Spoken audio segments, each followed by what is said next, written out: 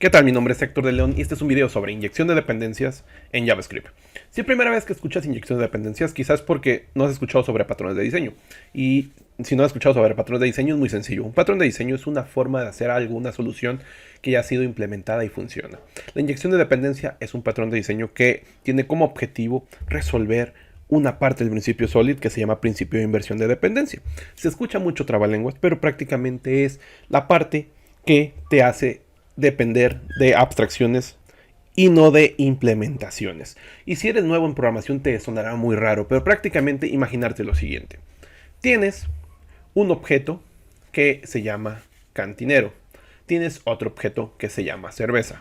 El cantinero sirve cervezas, pero el cantinero, bajo el principio SOLID, bajo el principio de inversión de dependencia, no debería conocer cómo se hace una cerveza. Él simplemente debería recibir la cerveza y servirla.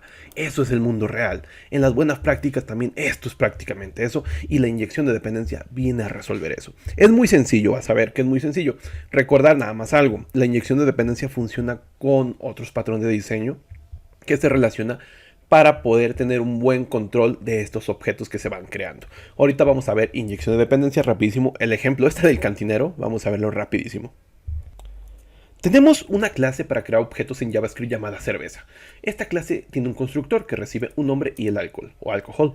Bien, ahora vamos a poner ese cantinero que nos va a servir la cerveza de la manera no correcta. Y aquí tenemos una clase que crea un cantinero, el cual recibe el nombre que tiene el cantinero, ese nombre que tiene ese cantinero, también recibe el nombre de la cerveza y el alcohol. Bien, esta es la manera incorrecta. Esta manera la hemos visto en muchos códigos que tienen malas prácticas y esto es peligroso. Aquí es donde entra la inyección de dependencia. ¿Por qué es peligroso? Tú me dirás. ¿Esto funciona? Sí, claro que funciona. Mira, vamos a hacerlo funcionar. Nada más aquí antes voy a poner aquí falta un punto. Bien. Ahora, servir solamente muestra un mensaje sobre quién es el que está sirviendo, cuál cerveza. Bien, entonces, tenemos un objeto tipo cantinero que se crea a partir de la clase cantinero mandándole el nombre de la cerveza, el nombre del cantinero obviamente, el nombre de la cerveza y el alcohol de la cerveza. Entonces aquí ya tenemos la responsabilidad de la creación del objeto que está dentro desde el constructor de cantinero. Y eso está mal. ¿Por qué? Aquí, esto yo si lo ejecuto va a funcionar, ¿sí? Como muchas cosas en la vida que están mal hechas van a funcionar, pero ¿qué es lo que pasa cuando hay un cambio? Dice Pedro sirviendo la cerveza Erdinger. Bien, funciona, sí. Pero ¿qué pasa si llega un cliente y me dice, ¿sabes qué? La cerveza ahora va a recibir otro parámetro, que es el de la marca. Entonces, ¿qué es lo que pasa? Que si yo hago este cambiecillo, ¿qué es lo que va a pasar? Que tengo que ir también a cantinero a hacer ese cambio, y eso está mal, porque imaginarte que este cantinero es creado en miles de lugares, entonces tengo que ir, aparte de ir a la clase de cantinero, a poner aquí marca, y a poner acá marca, tengo que ir a todos los lugares donde yo he creado ese objeto. El objeto cantinero, esto va a fallar, porque si lo ejecuto, no va a tener la funcionalidad que yo espero. Entonces tendría que poner aquí la marca, vamos a poner la misma, y obviamente aquí pues tendría que hacer cambio. Imagínate que esta instanciación de este objeto, o esta creación de este objeto, la tengo en 20, 30, 40, 50 lugares. Tengo que ir a hacer esto por ese simple cambio. Entonces, la inyección de dependencia viene a resolver esto. Es muy sencillo. Inyección de dependencia prácticamente es no darle esta responsabilidad de creación a un constructor de otra clase o a un método de otra clase, la creación de un objeto internamente, sino que ya reciba el objeto creado. Como pasa en la vida diaria, un cantinero no va a ponerse a hacer la cerveza. El cantinero va a recibir la cerveza ya hecha. Y es porque no tiene la responsabilidad de hacerla, porque no es todólogo. Y así, igual, las clases en la programación, las buenas prácticas, no deben tener solamente una responsabilidad, no varias. Ahora, ¿cómo se arregla esto? Pues muy sencillo, mira. Aquí yo quito todo esto, aquí yo recibo la cerveza, y aquí vamos a ponerle que se ponga la cerveza que recibimos como parámetro. Esto se resuelve así. Entonces, acá, en lugar de poner todo esto, aquí vamos a poner new, y vamos a poner esto entre paréntesis. Ahí está. Entonces, si yo ejecuto esto, vamos a ejecutarlo, dale F1 en el Visual Studio, Run Code, y vamos a ver que se ha ejecutado. Pedro sirviendo la cerveza Erdinger, sin problema. Nada más, obviamente aquí yo ya le puedo poner la marca, y va a funcionar. Entonces vamos a F1, y vamos a ejecutar. Y aquí vamos a ver que sigue funcionando bien.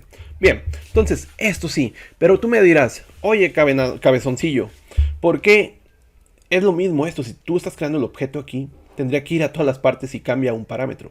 Sí, pero por eso te he dicho al principio que inyección de dependencia trabaja con otros patrones de diseño en conjunto para resolver ahora esa parte. Esa parte se llama contenedor de dependencias. Esa parte la puedes ver tú en frameworks como en Angular, la puedes ver en MVC.net, la puedes ver en Laravel, pero la vas a ver quizá como providers. Entonces ahí no, o la vas a ver también en .NET, la vas a ver con dependency injection, en Angular la vas a ver como inyectores, pero es ese patrón. ¿Qué es lo que hace un contenedor de dependencias? Un contenedor de este tipo de funcionalidad. Prácticamente va a ser esto: la creación de los objetos con los parámetros que tú necesitas para que sean inyectados en todas las clases donde necesites ese objeto. Entonces, yo no me voy a poner a hacer un contenedor aquí porque es más complejo que la inyección de dependencia. Entonces, solamente voy a hacer un ejemplo de cómo esto funciona ya en un caso real. Es decir, cómo funciona la inyección de dependencia. Olvidémonos de los cantineros, olvidémonos de las cervezas y hagamos algo más real. Bien, he hecho unos cambios, obviamente. He hecho una clase nueva llamada News. Imagínate lo siguiente: yo quiero imprimir los títulos de unas noticias que están en un servicio web. Este servicio web es un servicio público, tú puedes encontrarlo como JSON placeholder. Este servicio es prácticamente un fake service, es decir, un servicio para hacer pruebas. Y este servicio tiene un método llamado todos, y este servicio me va a regresar un JSON. Bien, yo le doy la responsabilidad de ir a hacer las solicitudes a una clase llamada News, que recibe una URL. Bien, entonces esto está bien que reciba la URL, porque esto es parte de esta misma clase, no es un objeto, es un atributo de la clase. Bien, ahora, este es un método que va a ir por las solicitudes por una solicitud fetch, que es una solicitud asíncrona. La he hecho asíncrona para que funcione de manera correcta, y esto recibe la URL que ya recibió en el constructor. Esto es simplemente una promesa, hace la respuesta del JSON, y una vez que es exitosa el JSON, yo lo que hago es regresárselo a post. Esto es un return ahí implícito. Entonces se lo regreso a post. Obviamente hasta que termine la solicitud se va a pasar a esta línea y va a regresar un arreglo de estos, porque yo sé que es un arreglo de JSON. El método es este, miren, como se ve, es un arreglo de JSON. Es un array y tiene muchas llavecitas, que es cada objeto son los elementos. Bien, ahí ya tenemos una responsabilidad y está bien, porque solamente irá por esas noticias a un servicio. Tengo una clase writer, que es donde yo quiero mostrar información. Pero esta clase, aquí está mal recibir la URL, porque esta es la dependencia de la clase de acá arriba. Aquí, en lugar de recibir una URL, ¿qué es lo que deberíamos recibir? Deberíamos recibir la clase como tal, news. Y aquí simplemente deberíamos asignar news. Esto ya sería inyección de dependencia. Entonces de esta manera ya estamos inyectando el objeto ya construido. ¿Dónde? En algún lugar. Obviamente este es un tema complejo en el aspecto de dónde crearlos. Se hace un contenedor donde tienes... Para crear el objeto news necesita estos parámetros. Para crear el objeto writer necesita esos parámetros. Esto se hace un contenedor para llevar esa logística. En este video no me voy a poner a hacer un contenedor porque es mucho trabajo. Pero quiero que entiendas el principio de estos objetos donde se crean, pues en ese contenedor. Tú lo vas a ver en Angular. Al momento que tú pones injector, ya entra dentro de ese contenedor, de ese framework. Tú no lo ves, pero ahí está.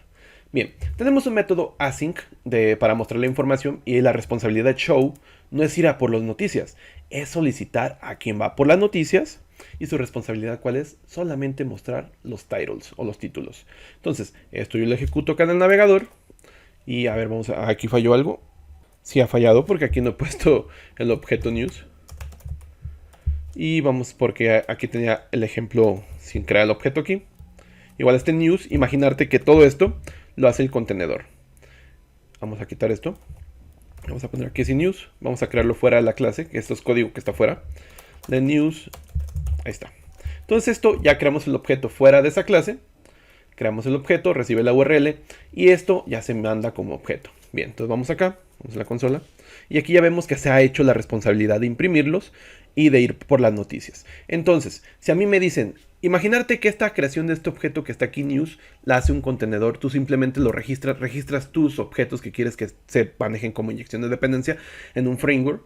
Y esos objetos tú simplemente vas a hacer algo como esto. News es igual a container.get.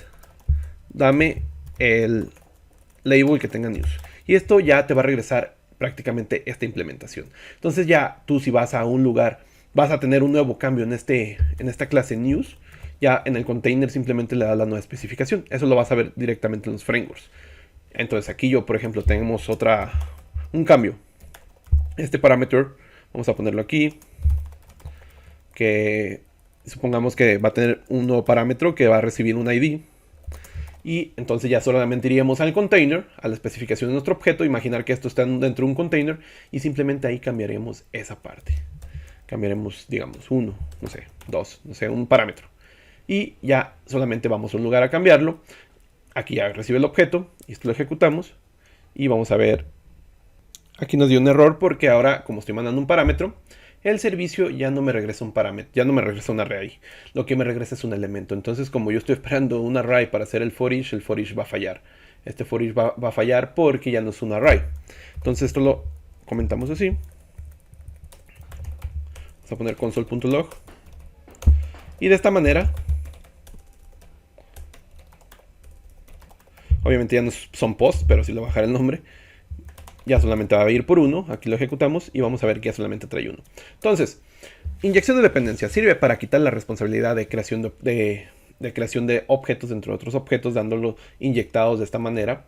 Y obviamente trabaja junto con otros patrones de diseño. Puede ser con Factory, puede ser con Singleton, dependiendo si tus objetos van a tener una vida. Imaginar, si Singleton puede hacer que tu objeto sea único para toda la aplicación.